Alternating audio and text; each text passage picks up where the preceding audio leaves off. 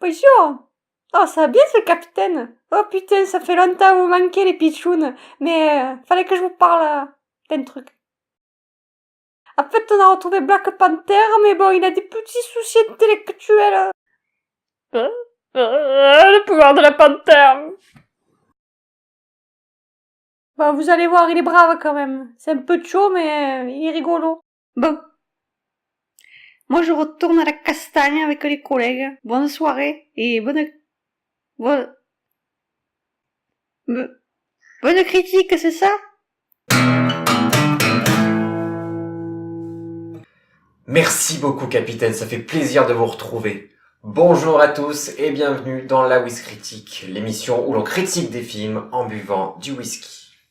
On va parler aujourd'hui de Black Panther, réalisé par Ryan Coogler, qui est aussi le réalisateur de Creed, qui a fait beaucoup parler de lui puisque c'est un spin-off de Rocky Balboa.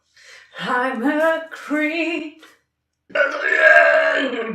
Adrien. Qu'as-tu pensé de ce film? Eh bien écoute, j'ai adoré ce Marvel, et c'est bien plus qu'un Marvel, il y a un vrai message derrière qui s'ancre dans notre réalité. Et j'aimerais tout de suite donner ma note à ce film, je lui attribue, je pense que dans son genre de film de super-héros, ça mérite 17.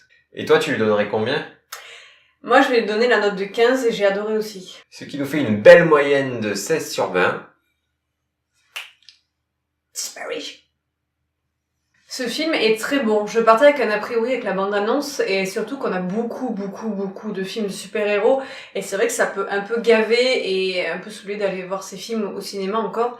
Mais c'est un peu comme le dernier Thor, j'ai eu une très bonne surprise et au final, ce qui m'avait plu dans Thor, l'humour, là je l'ai retrouvé dans l'histoire, dans les costumes, dans plein de choses qui m'ont vraiment agréablement surprise. Moi, je sais pas toi, mais en ce moment, Marvel, j'ai l'impression de me dire, à chaque fois que je vais voir un Marvel, putain, c'est le meilleur Marvel, quoi. Oui, c'est ça. Genre, je me suis dit ça avec Doctor Strange, après avec Thor, et là, Black Panther, il a niqué les deux sans problème, quoi. Genre. Ce film, c'est un vrai dépaysement, ce mélange entre le côté tribu et la modernité technologique, c'est vraiment cool et ça passe super bien ensemble, c'est une bonne fusion, je trouve. Ouais, je suis d'accord avec toi, pour moi, ce film déborde d'originalité sur vraiment beaucoup de points. Puis qu'est-ce qu'il est beau. Ouais. Oh, visuellement, il est magnifique. Même la 3D est bien. Moi, j'ai encore louché, mais j'associe avec la 3D, en fait. Je supporte pas la 3D, ça me fait, les images sont floues souvent et ça me fait mal à la tête, en fait. Je sais pas si c'est moi qui ai un souci. Ouais, après, c'est très subjectif, ouais. Ouais, voilà. Je crois que j'ai un souci, de toute façon.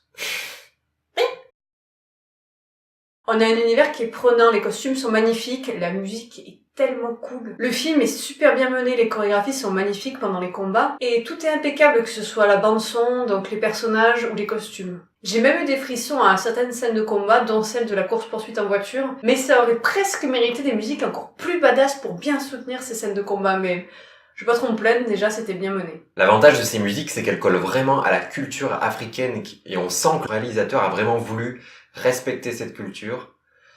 Oui, voilà, et puis il y a la culture africaine dans son côté ancestral et son côté moderne, c'est-à-dire le côté, les chants un petit peu de chaman et le rap. Voilà, les deux s'opposent et s'y retrouvent aussi à la fois, c'est vraiment bien joué de la part du réalisateur d'avoir fait ça. C'est ça qui est très beau, c'est que dans l'histoire ou dans les costumes, ou dans la musique justement, on a ce mélange de moderne et d'ancien qui va super bien ensemble au final, alors que c'est complètement opposé. Et je te rejoins sur le fait que les combats sont vraiment très bien réalisés, mais il nous l'a montré d'ailleurs dans Creed, qui savait vraiment faire des combats, ce réalisateur. Ce que j'aime dans ce film, c'est qu'il y a ce côté, on garde les traditions ancestrales, mais en même temps, on va de l'avant. Et on retrouve un petit peu la mythologie du roi lion dans ce film, donc il y a eu beaucoup de comparaisons déjà. Dans le fait que le fils veuille surpasser son père, et même à un moment, j'ai eu l'impression que le père dit à son fils une réplique du genre « N'oublie pas qui tu es, Simba ». Et donc je disais tout à l'heure que ce film n'est pas un film de super-héros basique, sans cerveau. Il y a vraiment un vrai message philosophique et politique derrière. C'est-à-dire que le réalisateur lance un signal d'alerte ou envoie un message aux pays développés dans notre réalité à nous, puisqu'en fait il fait un petit peu de la psychologie inversée. C'est-à-dire que dans le film, le Wakanda, qui est donc le pays où se passe la majorité de l'histoire, dispose de technologies vraiment innovantes. Ses dirigeantes, du moins, se demandent s'ils doivent l'utiliser pour aider le monde. Et c'est l'inverse qui se produit dans notre monde à nous. C'est-à-dire que les pays les plus développés, ils sont pas en Afrique. Et pour moi, il y a clairement un message du réalisateur qui dit aux pays développés. Vous disposez de technologies avancées et de richesses, pourquoi ne pas vous en servir pour aider les pays les plus dans le besoin, qui sont notamment en Afrique? Le gros plus du film, pour moi, ça sera le casting. C'est vraiment un casting en or. Je me suis pratiquement attachée à tous les personnages. Ils sont joués très justement et ils ont vraiment un charisme particulier chacun. J'ai eu un gros coup de cœur pour Okoye, qui est cette femme guerrière dont l'actrice jouait Michonne dans Walking Dead, qui était déjà très très badass. Elle dégage un truc magnifique, cette actrice. Ce personnage est vraiment magnifique, c'est-à-dire que c'est la première fois que je vois dans un film de super-héros une femme aussi forte, aussi badass, avec autant de convictions aussi, c'est-à-dire qu'elle ferait tout pour ses convictions qu'elle juge bonnes, donc même son costume est sublime. Ouais, c'est vraiment une des héroïnes les plus badass que j'ai vues au cinéma, franchement, genre ça fait plaisir à voir dans un film de super-héros. Pour une fois, c'est pas une héroïne qui va dire... C'est pas une héroïne qui va avoir de la force et qui va dire au final le plus important c'est l'amour, c'est pas toutes ces conneries Wonder Woman mes couilles. Voilà. Et j'ai l'impression qu'il y a une scène d'ailleurs, on dirait que Marvel a répondu à DC par rapport à ça. Ouais, c'est possible. Ouais. Bah, ceux qui ont vu le film comprendront ce message de l'amour auquel Okoye répond très bien. Oui, voilà, parce que sans spoiler, elle s'en bat les couilles, la meuf, hein, genre, elle tue n'importe qui, hein, s'il faut. C'est ça, moi, presque elle volerait, je trouve, la vedette à Black Panther, justement, ouais. J'avais très envie de la voir se battre à chaque fois, dès qu'elle prenait sa lance, j'en pouvais plus. Elle a plus de couilles que lui, hein, clairement. C'est ça. Qu'elle devienne Black Panther, putain. Bon, on adore Black Panther aussi, hein. Puisqu'on parle de Black Panther, c'est vrai que il est très particulier ce personnage, je trouve qu'il a quelque chose de très noble. Oui, Black Panther, c'est un personnage qui a quelque chose de très noble, et moi je trouve que ce film s'ajuste très bien à ses apparitions d'avant, c'est-à-dire qu'on le voyait dans tout ce groupe de super-héros, et moi je le trouvais un petit peu insipide, et je trouvais qu'il en faisait pas beaucoup, et qu'il avait pas trop de caractère, mais au final ce film explique bien son caractère, sa façon d'être, vraiment sa façon, ce roi quoi, il a vraiment la classe. Oui, ça justifie son attitude dans les autres films, quoi, dans Civil War et tout, quoi. Et c'est un peu le but d'un film, quoi, qui se base sur un personnage, d'expliquer sa place dans les autres films, en fait, et ce qu'il est, quoi. Et puis, comme on est un peu con, bien sûr, Black Panther, il s'appelle T'Challa dans le film, et nous, tout de suite, on a pensé à... T'Challa, hey T'Challa, kokoriko kiyoki kontori. T'Challa, hey T'Challa. La petite sœur de Black Panther est super cool aussi. C'est-à-dire, mais dans ce film, en fait, beaucoup de femmes ont des rôles super cool, quoi. Elles ont quelque chose qui ressort et on se souvient d'elles. Et moi, j'aime bien son côté petite Stark, là, qui fait des... Ah. Petite souris Stark, là, qui fait ses trucs dans son laboratoire. Et elle est vraiment mignonne et genre, elle fait malicieuse, quoi. Donc, j'aime bien ce personnage. Ce film est une ode aux femmes fortes et franchement, j'aimerais voir plus de films comme ça qui mettent la femme en avant et qui la mettent vraiment dans le rôle de guerrière. Et d'ailleurs, comment elle s'appelle, la petite sœur de Black Panther? Bah, Shuri. Ouais, franchement, moi j'aimerais bien la ken. Shuriken! On retrouve aussi chez les hommes... Bonjour les hommes. Martin Freeman, qui est comme à son habitude un petit hérisson adorable qui se retrouve toujours embarqué dans une putain d'aventure et il a une tête tellement charismatique que à chaque fois il fait le visage du « Qu'est-ce que je fais là ?» Je vais retourner dans mon salon boire ma tasse de thé. Que ce soit avec Sherlock, Smog ou même avec Black Panther, il se retrouve toujours embarqué le pauvre. D'ailleurs, je me languis tellement qu'il rencontre Doctor Strange. Et que Doctor Strange rencontre Monsieur Stark aussi. Oui. Confrontation des Sherlock et de Sherlock et Watson. Ouais. Ça va être magique. Ça fait plaisir de voir Andy Serkis qui est vraiment un putain de bon acteur. Ça fait plaisir de le voir sous ses vrais traits d'acteur parce qu'on sait qu'il a beaucoup de talent par exemple pour interpréter Gollum ou encore César. Et avec lui on a le droit à une scène complètement magique. J'ai eu un fou rire et j'ai failli m'évanouir tellement que j'ai rigolé. C'est très court mais je suis un peu fragile et genre j'ai tellement rigolé j'en pouvais plus. C'est la scène de... What is love? Baby, don't hurt me. Don't hurt me no more.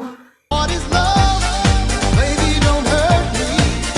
Don't hurt me no more. Allez.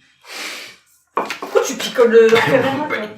Le gros point fort de ce film, c'est vraiment le méchant pour moi. Déjà, il est interprété par Michael B. Jordan, qui joue vraiment bien. Moi, je l'ai adoré dans Creed. Et là, il nous offre un personnage vraiment... Il est méchant, mais on comprend pourquoi. Et vraiment, on s'y attache, quoi. Il a un vrai but qui est noble. C'est juste qu'il s'y prend comme une merde pour arriver à ses fins. Ça fait du bien d'avoir un méchant avec une vraie profondeur dans un Marvel, en fait. Et c'est toujours intéressant d'avoir un méchant qui apporte finalement quelque chose au héros, qui n'est pas que méchant. C'est-à-dire que la part d'ombre du méchant va venir apporter quelque chose qui va éclaircir la vérité chez le héros. Alors un petit point négatif, peut-être, je sais pas, c'est que l'humour est parfois un peu lourd et arrive un petit peu comme ça au moment où tu t'y attends pas, casse un petit peu les moments épiques. Mais bon, moi, vous commencez à me connaître. Quand c'est lourd, j'aime bien, donc ça m'a pas dérangé. Moi, il y a un problème que j'ai, qui revient dans beaucoup de films, en fait, que je trouve un peu incohérent et bizarre, c'est-à-dire qu'on a le cul entre deux chaises.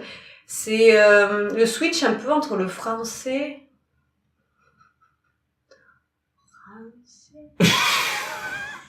Moi, j'ai un problème dans ce film, mais que je retrouve dans beaucoup d'autres films, en fait. C'est ce petit problème du cul entre deux chaises, c'est le switch entre le français et le wakandais, en fait. C'est-à-dire que c'est pas du tout logique dans la vie de parler à quelqu'un, genre, en espagnol, et puis d'un coup, lui parler en français, tu vois. Enfin, genre, ou tu lui parles français, ou tu lui parles wakandais, quoi. Genre, c'est bizarre de switcher entre deux langues, alors que les mecs, ils sont entre wakandais, quoi. Donc, pourquoi tu te mets à parler anglais? C'est juste pour plaire aux spectateurs qui pourraient pas lire des sous-titres. Ouais, j'avoue, franchement, les gars, faites l'un soit l'autre, quoi, mais le mélange ça des me deux, choque, moi, ça me fait chier, vraiment. Ouais, il y a beaucoup de films où c'est le japonais, par exemple, qui switch aussi, tu vois, et genre, tu te dis, mais qu'est-ce qu'il fout, lui? Encore quand ils sont avec des étrangers, genre avec, quand Martin Freeman arrive, par exemple. Je comprendrais pourquoi ils se mettent à parler anglais, mais entre eux, quoi. Ça serait beaucoup plus badass, en plus, parce que leur langage est très beau, donc... Il y a énormément de films où c'est ce problème. C'est pareil dans Warcraft, c'est pareil dans plein de films. On dirait que c'est la flemme de lire, en fait, alors que notre langage est tellement beau et ça immerge tellement plus, je trouve, dans la culture de ce qu'on nous montre, quoi. C'est, ouais. Les petits moins, c'est très léger parce que c'est tellement visuel et on voit tellement de couleurs que c'était très dur à gérer, je pense, mais il y a quelques fonds verts qui m'ont fait un tout petit peu bugger. Parfois, mais je pense que c'est normal, parce que c'est tellement technique, je pense, comme film. Et une grosse déception aussi pour les scènes post-génériques que j'ai trouvé vraiment inutiles. Putain, j'ai oublié d'en parler, ça. C'est la pire scène post-générique qu'on ait eue. Tout film réuni, je crois. Ça hype pas du tout pour la suite, ouais. C'est vrai, vous allez vous dire pourquoi est-ce qu'il met un 17 s'il dit ça, mais genre, enfin, pour moi, c'est vraiment... Ça fait pas partie du film. Ouais, ça fait pas partie du film. Je l'ai vraiment exclu dans ma tête pour continuer d'aimer ce film, parce que vraiment, genre... pour moi, les scènes post-génériques, c'est du marketing, quoi. C'est ouais, fait pour la suite, mais là, ça marche pas. Sans spoiler, ça implique le personnage, moi, qui m'intéresse vraiment le moins de tout Marvel. Genre, j'en ai rien à foutre de ce personnage, mais alors... Moi, j'ai adoré la scène d'introduction, qui est vraiment super cool et très belle, très originale. Et aussi, je voulais parler de Lupita Nyong'o, qui fait partie du casting, qui est oscarisée, et en plus a été élue la plus belle femme du monde, donc c'est pas de la merde, quand même. Ce n'est pas fini. Aucun homme n'a été maltraité sur ce tournage. L'amour.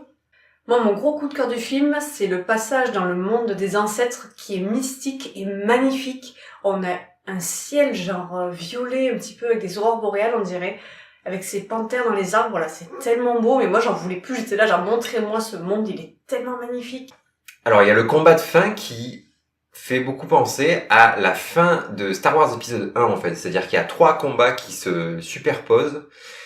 Il y a donc Martin Freeman qui est dans un vaisseau, enfin pas vraiment dans un vaisseau, mais dans un vaisseau, qui renvoie un petit peu dans Star Wars à Anakin Skywalker.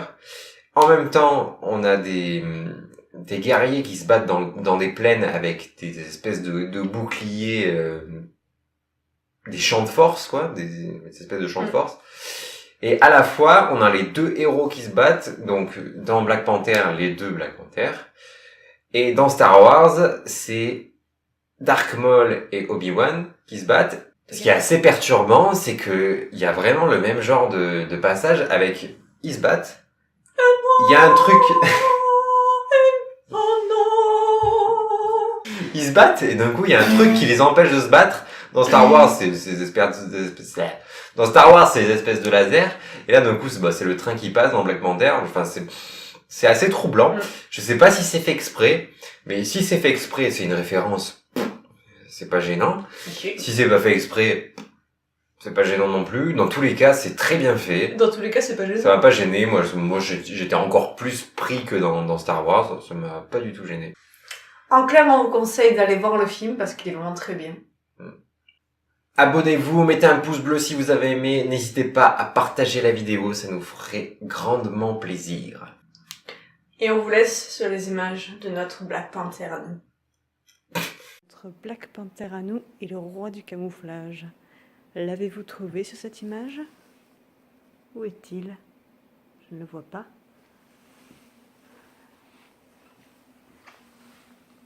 Il est là. Niquez vos mères, allez voir des films.